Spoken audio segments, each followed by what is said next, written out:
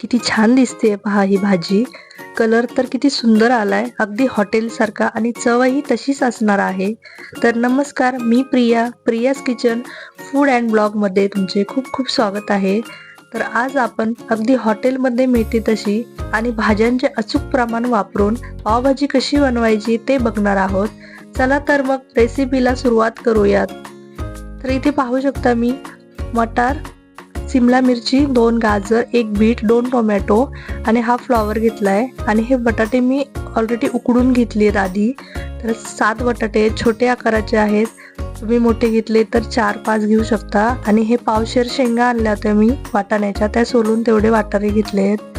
आणि 3 म्हणजे आतपाव सिमला मिरची, 2 पावशेर मध्ये 2 गाजर आणि 2 टोमॅटो. आणि आपला हा गड्डा आहे फ्लॉवरचा, हा मी अर्धा घेतीये, म्हणजे पावशेर फ्लॉवर घेतीये. आणि हा फ्लॉवर आपल्याला सगळी देठं काढून फक्त फुलं घ्यायची आहेत वरची. आणि थोडंसं एक गरम पाण्यामध्ये टाकून एक उकळी येऊपर्यंत आपण याला गरम करून घेणार आहोत. कारण एखादा चुकीने एखादा किडा वगैरे गेला तर तो आपल्याला लगेच लक्षात येतो. तर इथे पाहू शकता मी गाजर छिलून घेतेय आणि या सर्व भाज्या आपल्याला कट करून घ्यायच्या आहेत. बटाटे जे आधी उकडून घेतले ते पण मी परत आता एकदा या भाज्यांबरोबर शिजवून घेणार आहे. तर इथे पाहू शकता मी बीट पण छिलून कट करून घेतलंय आणि यात मी बटाटे पण घेतलेत. फ्लॉवर पण एक उकळी काढून घेतली होती, जर एखादा किडा वगैरे असेल तर निघून जाईल. तर मी कुकरमध्ये सर्व भाज्या टाकल्यात, एक अर्धा ग्लास पाणी घातलंय. आता याच्या आपल्याला 3 शिट्ट्या घ्यायच्या आहेत. आता हे फोडणीसाठी मी तुम्हाला साहित्य दाखवतेय. 3 कांदे घेतले आहेत मीडियम आकाराचे, लसूण, आलं आणि 2 टोमॅटो घेतले आहेत. तर हे आपल्याला बारीक कट करून घ्यायचे आहेत, मोठे कापायचे नाही आहेत. तर इथे पाहू शकता मी कांदा कट करून घेतलाय. आता आपण टोमॅटो ही बारीक कट करून घेऊया. आणि आलं लसूण बऱ्यापैकी जास्त प्रमाणात मी घेतलंय, हे पण आपण मिक्सरला वाटून घेऊया. आता आपलं सगळं फोडणीचं सामान रेडी झालंय. आणि हे मी मटार थोडीशी एक उकळी येऊन घेतली आहे, कारण मटार मी या भाज्यांमध्ये घातले नव्हते, कारण आपल्याला ते अख्खे दिसायला हवे, भाजीत छान दिसतात आणि खायलाही खूप छान लागतात. आता इथे भाजी आपली पाहू शकता तुम्ही, मी 3 शिट्ट्या घेऊन कुकर थंड झाल्यावर हे काढलेले आहेत. आणि याला आपल्याला छान स्मॅश करून घ्यायचंय. कलर पाहू शकता तुम्ही किती छान आलाय बीटमुळे.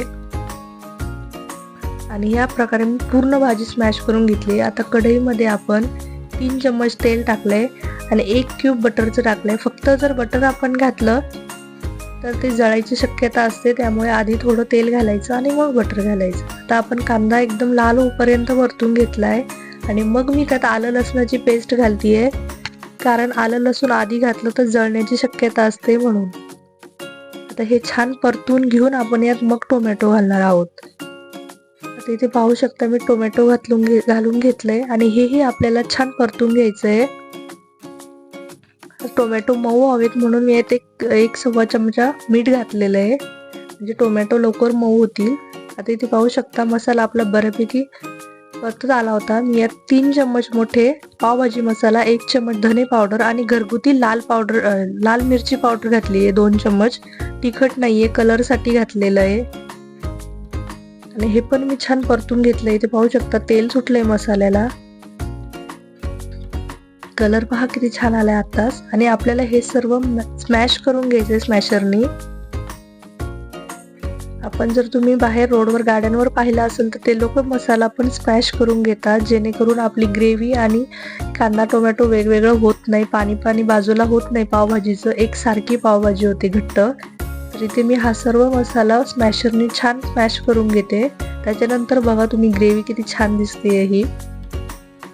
आणि कलर पण पाहू शकता तुम्ही किती छान आलाय. पावभाजी थंडीमध्ये तर झालीच पाहिजे, कारण थंडीमध्ये सर्व भाज्या मिळतात. गाजर, वाटाणा, बीटरूट, सगळ्या भाज्या फ्रेश. फ्लॉवर पण खूप छान येतो. त्यामुळे थंडीमध्ये गरम गरम पावभाजी एकदा झालीच पाहिजे आपली. आणि माझा आवाज तुम्हाला थोडा खराब वाटत असेल, मला थोडीशी सर्दी झाली आणि घसा पण माझा बसलाय, त्यामुळे थोडासा आवाज माझा खराब आहे. इथे पाहू शकता मी हे छान स्मॅश करून घेतले. अगदी 5 मिनिट मी याला स्मॅशरने स्मॅश करून घेतले. आणि आता ही ग्रेव्ही पाहू शकता तुम्ही एकदम थिक झाली आहे, बिलकुल काही कांदा टोमॅटो आपलं वाटत नाहीये वेगवेगळं, सगळं एकत्र झालंय मसाला आणि छान परतला पण आहे, तेल सुटलंय त्याला. आता मी इथे अर्ध लिंबू टाकून घेतेय, कारण याने चव पण खूप छान येते भाजीला. आणि आता आपण जे भाज्या स्मॅश करून घेतल्या होत्या त्या यात आपण मिक्स करून घेऊया सर्व. आता इथे पाहू शकता मी थोडंसंच पाणी टाकलंय, एक अर्धा ग्लास पाणी टाकलं असेल कुकरमध्ये आपण ज्या भाज्या शिजवल्या त्यातच मी थोडं पाणी घेऊन टाकलंय. आणि जे मटार आपण शिजून घेतले होते त्यातलं पाणी आणि मटार ते तसंच मी टाकून दिलंय सगळं याच्यात. काय होतं, मटार जर अख्खे टाकले ना तर भाजीवर पाहू शकतो तुम्ही किती छान दिसतायत ते अख्खे. आणि आता मी परत इथे 1.5 चम्मच मीठ टाकलंय, कारण आपण कांदा टोमॅटो शिजताना पण 1.5 चम्मच मी मीठ घातलं होतं. पाहू शकता तुम्ही भाजीला किती सुंदर कलर आलाय, थोडी उकळी पण आली म्हणून मी यात कोथिंबीर टाकून घेतलीये. तर तयार आहे पहा आपली भाजी. तर असेच नवीन नवीन व्हिडिओ पाहण्यासाठी माझ्या चॅनलला लाईक, शेअर आणि सबस्क्राईब करायला विसरू नका. इथे पावही मी बटर लावून छान भाजून घेतले. तर तयार आहे आपली भाजी खाण्यासाठी. तर चला, अशीच एखादी छान रेसिपी घेऊन भेटूया पुढच्या व्हिडिओमध्ये.